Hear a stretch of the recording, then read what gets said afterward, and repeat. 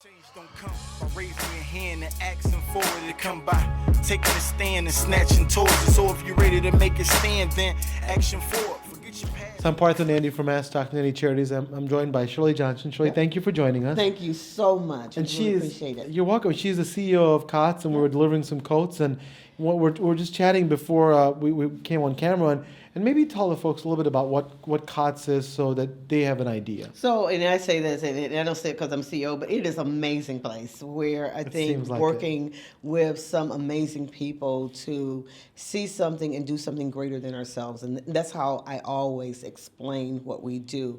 And so there are people in our community who not only live in poverty, but as a result of some of that become homeless. And so we have what I call open doors and to opportunities to get back into housing. But not only that, we want people to achieve self-sufficiency. So there's this whole myriad of services and opportunities that we provide through partnerships that will allow people to move back into housing and then gain some independence. But let's move beyond that because we want to break the whole cycle of poverty. Right. And so for those that don't know, across the country, literally a third of the population are children. So that should make us, get us to a point of being alarmed that this is another generation. So if we can address that and attack that issue, then we will help that generation to move into a level of independence. That's what we want. So it doesn't create the problem Absolutely. of recurrence. That's right, from generation to To generation. generation, and it's wonderful what you're doing. And then,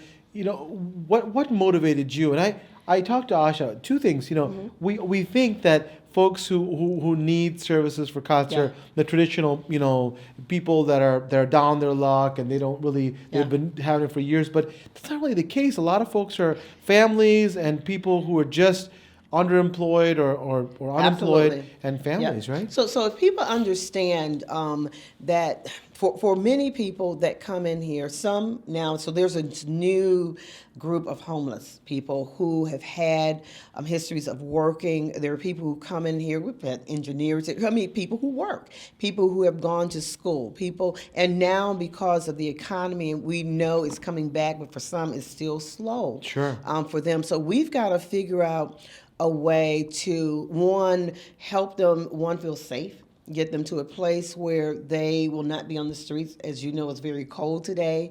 And then to help them to see a future, to kind of dream about this is where I need to be, and then let's plan on how do we get there. And that comes through a lot of our partnerships because we are not an organization that does it all. We cannot do that.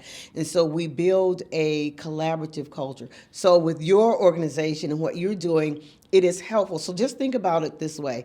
If COTS had to spend money on buying coats for everybody, how much of that we would have to take out of some of the other things of keeping the lights on. So partners, when people think about coats and clothing, food, that is a huge deal for our organization. Just the basic needs. But something important you said was, we don't just provide stopgap. We want to give them solutions so that they don't have to come back here. That's right. And so that's wonderful because I think a lot of people don't know that. Yeah. They think, well, they house somebody for the night and they're off. Yeah. But it's not it. You're trying to get them solutions so they can get better.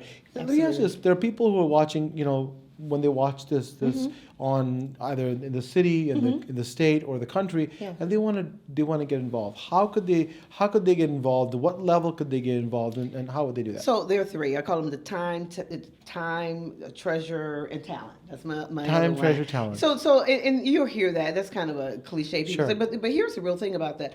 All of us have some time. We really do. And if you're one of those, I don't have time, I'm just so busy, then I say, you got some talent. Lend your business ear to me. Can you give me something to help me with this? Or can you give me some money? Give some money. So give something. So when someone says, well, there's a problem, then I'm saying, look at the 3 T's. Do something about it.